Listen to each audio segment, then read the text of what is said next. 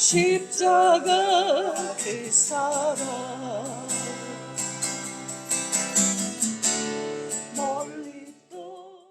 오늘 말씀 누가복음 9장 23절부터 35절 말씀을 우리가 한 목소리로 같이 읽으시겠습니다.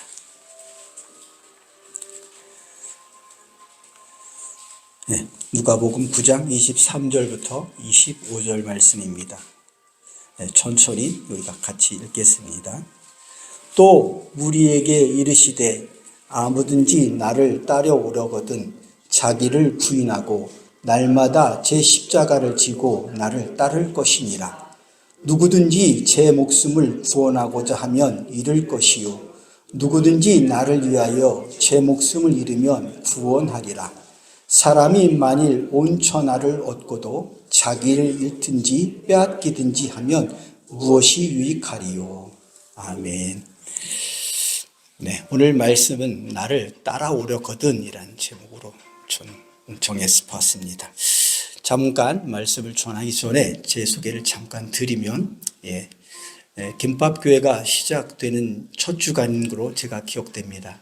제 사촌 형님이신 이상용 장로님께서 제가 토요일 이제 출근을 해서 근무를 하는 중에 전화를 하셔서 함께 해달라고 이렇게 요청을 하셨는데 제가 거절을 했습니다. 왜냐하면 제가 이렇게 사람 앞에 서는 것이 두렵고 또 긴 시간 공교회 모임에 제가 참석하지 못하던 그런 긴 기간들이 있어서 여러 번 했는데 거절을 했는데 하나님께서 네가 너를 부인하지도 못하면서 네가 나를 어떻게 쫓아온다고 하느냐, 네가 보여줄 것 없다고 너 두려워하지 마, 그냥 너 있는 모습 그대로 나오면 돼, 그런 마음을 주셔서 제가 이 자리에 지금 서게 됐습니다. 어떻게 보면 세상에서도 아빠 찬스, 형님 찬스 이렇게 쓰는데 저도 형님 찬스로 이렇게 이곳에 서게 되었습니다. 제 부족하더라도 많이 용서해 주시고요. 오늘 본문 말씀을 정하고 주님께서 어떤 심정을 가지고 이 말씀을 제자들에게 하셨을까 좀 생각해 봤습니다. 그래서 다른 사람의 마음을 가장 잘 알 수 있는 때는 언제일까요? 무엇보다도 그 사람의 입장이 되어보는 거겠죠. 그 사람의. 그래서 제 나이가 이제 한 60을 넘어 이제 한 중반을 이제 향해 가고 있는데 이 나이가 돼 보니까 제 육신의 아버지의 마음을 조금 알게 되었어요. 그것은 제가 이제 당신의 보호 아래에서 머물던 제가 세상에서 나가서 자신의 삶을 책임지며 또 한 가정의 가장으로서의 삶을 잘 이루어갈 것인가 하는 그런 걱정을 하셨을 그런 아버지의 마음들이 확 이렇게 와닿는데 눈물이 왈칵 솟더라고요.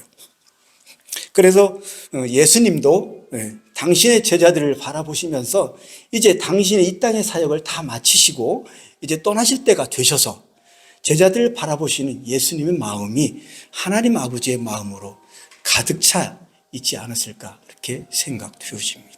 그래서 예수님께서는 제자들이 이 땅에서 이루어가야 할 복음 사역에 전력할 수 있도록 주의를 기도록 그렇게 요청하시는 그런 말씀을 하신 것입니다. 제자로서의 생명력 있는 삶으로 주님의 길을 따라갈 때 영광의 길 이전에 고난이 따를 것에 대한 그런 염려와 그런 걱정 어린 마음으로 하신 말씀인 것입니다. 그러므로 예수님께서 하신 말씀은 무리에게 하셨지만 모든 사람에게 하신 말씀이라기보다는 주님의 제자가 될 사람들에게 하신 말씀인 것입니다. 그래서 예수님께서 그 제자들을 보시고 염려와 걱정 어린 마음에 그런 말씀을 하신 것입니다. 그러므로 예수님께서 하신 말씀은 그 많은 무리들에게 하셨다기보다는 모든 사람들에게 하셨다기보다는 주님의 제자가 되어서 따르는 사람들에게 하신 말씀입니다. 그래서 어떤 삶을 추구하는 자가 자기 주님을 따르는 자이며 주님 뜻에 합당하게 쓰임받는 자일 수 있겠습니까? 여러 형태의 삶이 있을 수 있다고 생각됩니다. 그 중에서 무엇보다도 말씀에 이끌려서 자신의 편안함과 익숙한 생활 환경을 뒤로 한 채 새로운 목표를 향해 나가는 것 또한 주님을 따르는 모습의 삶일 것입니다. 제가 얼마 전에 인터넷 뉴스를 보다가 자신 개인의 안락한 생활을 청산하고 이스라엘 땅으로 가서 유전을 발굴한 그런 기사를 봤습니다. 이스라엘 땅에서 유전을 발견한 사람은 지구 물리학자이고 이제 극정통파 유대인인 그런 토비아 러스킨이라는 사람이었습니다. 이 토비아 러스킨은 러시아에서 출생한 사람이었습니다. 그래서 거기서 지구 물리학을 공부하고 여러 이 세계 유수한 그런 메이저 석유 회사에서 근무를 하다가 이스라엘로 이주한 사람이더라고요. 이 러스킨이 이스라엘로 이주하기로 결정한 데에는 신명기의 한 구절과 이 구절에 관한 중세 랍비 라시라는 사람의 해설을 읽으면서부터 시작되었습니다. 신명기 33장을 보면 하나님의 사람 모세는 죽기 전에 이스라엘 자손에게 복을 주는 그런 기록들이 나옵니다. 신명기서 33장 13절 15절에 보면 요셉에 대해서 이제 축복하기를 그의 땅은 야훼께 복받은 땅, 위로 하늘에서 더없이 값진 복이 내리고 아래로 지하에 숨어있는 물줄기로 젖어오는 땅, 쏟아지는 햇빛에 소담스레 오곡이 열리고 다달이 백과가 탐스럽게 열리는 땅, 태고적 산맥에서 열리는 특산품과 영원한 동산의 본물, 이렇게 기록되어 있고요. 신명기서 34장 18절 19절에서 보면 스불론과 이사갈 지파에 대한 그런 축복이 말씀이 나옵니다. 스불론아 즐겨 밖으로 진출하여라. 이사갈이여 너는 장막에 있음을 즐거워하라. 그들이 백성들을 불러 산에 이르게 하고 거기에서 의로운 제사를 드릴 것이며 바다의 풍부한 것과 모래에 감추어진 보배를 흡수하리라 라고 이렇게 축복했습니다. 요셉 부족에게 주어진 지역에는 그 텔아비브 동북쪽에 그 바닷가 이렇게 위치해 있는데요. 이에 러스키는 그 태고적 산맥에서 열리는 특산품이 과연 무엇일까? 그 말씀에 굉장히 질문을 던졌습니다. 그래서 중세 현자인 라시의 해설에서 그 러스킨이 이 구절이 현재의 모양으로 변모되기 이전의 그런 고생대 고원지대를 이야기하는 것은 아닐까라는 생각에 미쳤습니다. 그러자 러스킨은 이 성경 구절을 이해할 수 있게 된 것 같았습니다. 그래서 바다에 풍부한 것은 천연가스이고 모래에 감추어져 있는 보배는 세일석유이며 특히 기브톨람, 그 영원한 동산이라고 되어 있는 그 보물이 원유일 가능성이 있다라고 그렇게 생각하기에 이르렀던 것입니다. 그래서 러스킨은 1990년에 5월 뉴욕으로 가서 그 하시디 유다이즘의 지도자 랍비 메나헴 멘델 슈니르손이라는 그런 그 랍비에게 가서 자문을 구했습니다. 그 랍비는 그 러스킨의 말을 듣고 나서 석유 탐사 계획을 축복해 주었고 네가 성공을 거둘 것이라 라는 그런 사인을 받고 즉시 그 사람이 살던 호주 시드니에서 이제 그 이스라엘로 이주를 하게 된 것입니다. 그래서 러스킨이 성경을 말씀을 믿고 그 기브트 올람이라는 탐사 회사를 설립해서 1994년부터 이제 탐사를 계속 시작해서 10년 만에 2004년에 경제성 있는 그런 세필라 유전을 발견했다는 것입니다. 이전에는 이스라엘이 그 기름을 석유를 수입해서 쓰는 나라였는데 이제는 석유를 수출하는 나라가 되기에 이르렀던 것이죠. 제가 그래서 이 뉴스를 보면서 주목했던 것은 하나님의 말씀을 깊이 있게 묵상하고 그 말씀의 이끄심을 따라서 자기 개인의 안락함을 포기한 러스킨 한 사람으로 말미암아 그 약속의 말씀이 결코 허언이 아님을 확인하는 동시에 말씀을 사모하고 따르는 것의 결과가 어떻게 열매 맺어지는가를 보게 됐다는 것입니다. 한 사람이 개인의 안락함을 포기하고 그 말씀에 매였을 때 70년 서구 수입국이던 그런 이스라엘 민족이 유전 발굴을 통해서 그 이스라엘 민족에게 싼 전기를 공급했을 뿐만 아니라 그 유전이 발굴됨으로 말미암아 주변에 그 관계가 안 좋던 나라들까지도 관계가 좀 회복되어지는 그런 뉴스 기사를 제가 봤습니다. 잠언 30장 5절 말씀에 하나님의 말씀은 다 순전하며 하나님은 그를 의지하는 자의 방패라고 말씀하셨습니다. 그래서 이 김밥교회가 제가 보니까 하나님의 말씀만 의지해서 그냥 이렇게 뚝 떨어져 나와서 그냥 맨 땅에 헤딩하시 시작한 그런 교회가 이 김밥교회가 아닌가, 그런 느낌을 지울 수가 없습니다, 저에게는. 그래서 신구약 성에 나오는 그런 인물들을 통해서 주님을 따르는 삶이 무엇인지를 살펴보겠습니다. 창세기 6장에 보면 노아가 나옵니다. 하나님의 말씀을 순전하게 따른 노아를 통해서 하나님께서 노아 시대의 타락한 인간을 홍수로 심판하시죠. 그 타락한 시대 속에서 의인 노아 한 사람을 부르시고 방주를 지으시라 명령하셨을 때 노아는 자기 생각이 없는 그런 노부트가 아니었습니다. 방주를 설계하신 하나님의 의도대로 뭐 이렇게 고는 어떻고 뭐 나무는 어떻고 읽기도 힘든 그 하나님의 설계대로 방주를 빈틈없이 지어낸 실력자이고 전문가였습니다. 그러나 노아는 그 방주를 지으라는 하나님의 그 말씀에 의문을 품기 전에 자기 생각을 부인하고 방주를 지어서 홍수의 심판에 대비하게 하신 하나님의 말씀에 순종했던 것입니다. 그래서 노아가 600세 되던 해 2월 10일에 방주 속에 들어가서 무려 1년 17일 동안 물 위를 떠다니다가 무서운 그런 홍수의 심판으로부터 살아남는 그런 단촐한 가족이 되었던 것입니다. 그래서 사람들은 노아 방주를 가리켜서 구원의 방주라고 부릅니다. 창세기 6장 14절 히브리어로 이 방주를 뭐라고 하냐면 테바라고 합니다. 그 방주는 거대한 규모, 축구장보다 더 큰 그런 크기의 구원의 방주였습니다. 그래서 사람들은 테바, 구원의 방주하면 굉장한 규모의 크기를 생각하게 되는 것입니다. 그러나 반드시 이 방주가 커야만 구원 방주가 되는 것은 아닙니다. 출애굽기 1장을 보면 이스라엘 백성이 이집트에서 노예로 살아갈 때였습니다. 이스라엘 자손들이 불어나자 이제 두려움을 느낀 그런 이집트의 파라오가 이스라엘 여인들이 이제 사내 아이를 낳으면 반드시 나일강에 던져 죽이라는 그런 명령을 내리게 되죠. 그러나 그 노예 생활 속에서 젊은 부부 아므람과 요게벳 부부는 낳고 싶지 않은 아들을 낳았어요. 죽일 수가 없었어요. 그래서 석 달을 숨겨서 키우다가 이제 더 이상은 아이의 울음소리가 커져서 숨길 수가 없게 되자 이제 갈대로 상자를 만들어서 그 속에 역청을 안팎으로 칠해서 나일강에 띄우게 되죠.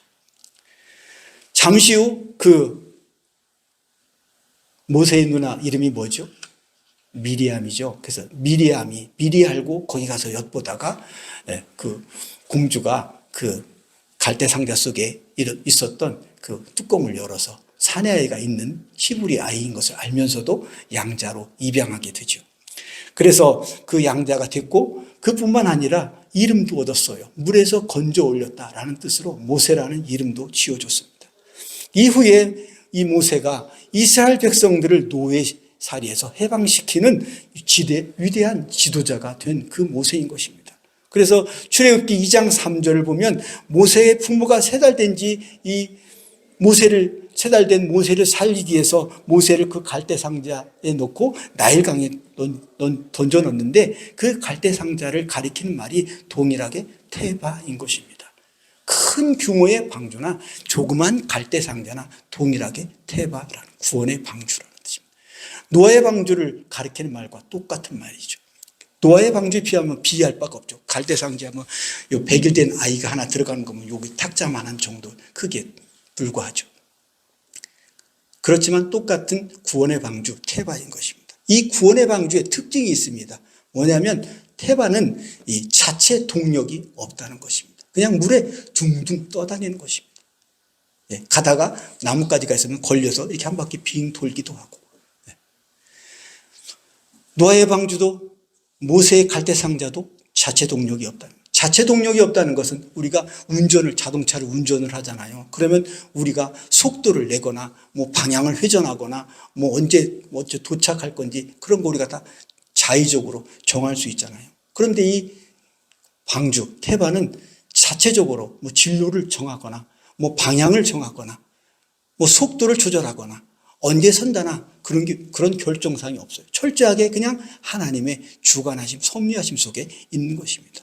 이처럼 우리가 우리의 삶이 하나님을 만 동력으로 삼을 때 이 노아의 방주와 모세의 갈대상자 둘 다가 하나님에 의해서 구원 방주로 쓰임 받았듯이 이것은 있었습니다. 그리고 이 구원의 방주라고 해서 나무로 만들거나 갈대로 만든 그런 상자에 제한된 것은 아닙니다. 우리 인생의 동력을 누구로 삼느냐에 따라서 우리 소유나 직책이나 명성에 상관없이 우리의 인생이 구원방주가 될 수도 있고 그냥 제자 잘못에 살다가 세상에서 쓰러져가는 그런 난파선이 될 수도 있습니다.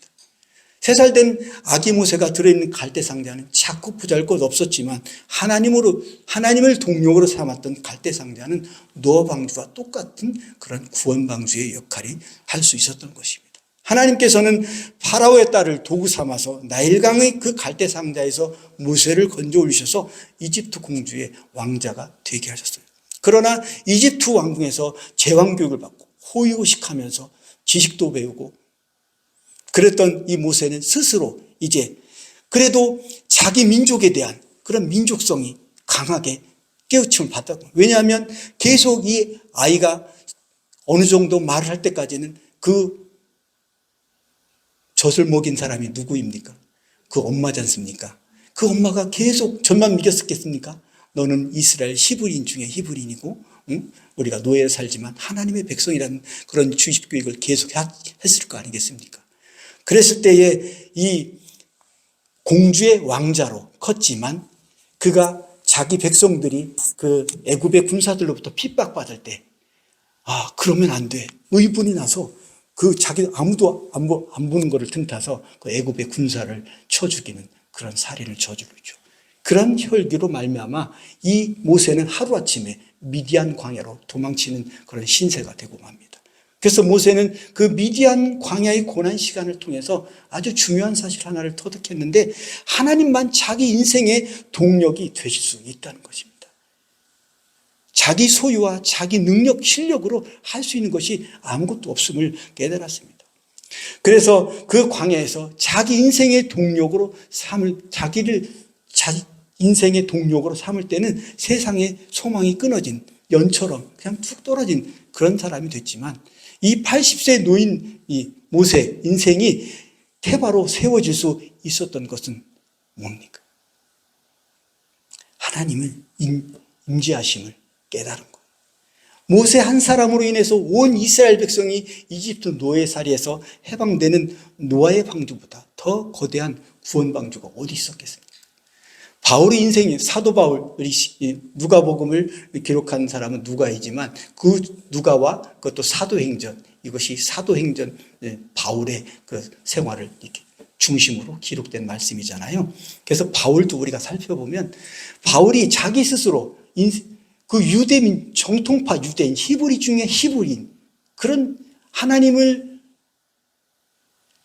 지키려는 그런 인간적인 의분으로 예수 믿는 자들을 붙잡아 가둘 때에 하나님은 그를 만나러 오셨어요. 그래서 그가 자신의 그 실력과 출신과 그런 거칠 것 없는 그런 담력을 가지고 다메스크산에 갔을 때 그곳에서 부활의 주님을 만났고 그가 예수 그리스도를 인격적으로 만난 후 하나님을 자기 인생의 동력으로 삼으면서부터 난파했던 그의 인생은 수많은 사람을 살리는 태바, 구원의 방주로 세워졌던 것입니다. 노아, 모세, 바울 우리가 믿음의 거울로 삼아서 바라볼 때에 하나님을 동력으로 삼는 태바가 된다는 것은 아무 생각 없이 살아가는 것을 의미하지 않습니다. 하나님께서는 우리에게 인격과 이성과 지성을 주셨습니다. 그러므로 그리스도인이 하나님을 동력으로 삼는 태바로 살아간다는 것은 누구보다도 더 깊이 하나님의 부르심을 생각하면서 자신의 생각과 경험을 내려놓고 순종하는 것입니다. 순종할 마음이 없는 묵상과 삶의 태도는 하나님의 뜻을 바르게 분별하고 해석하는 것 자체가 불가능하기 때문입니다. 그래서 바울은 빌립보서 3장 7절 9절에서 고백하기를 내 주 그리스도 예수를 아는 지식이 가장 고상하기 때문이라. 내가 그를 위하여 모든 것을 잃어버리고 배설물로 여김은 그리스도를 얻고 그 안에서 발견되려 함이니라 라고 고백했던 것입니다.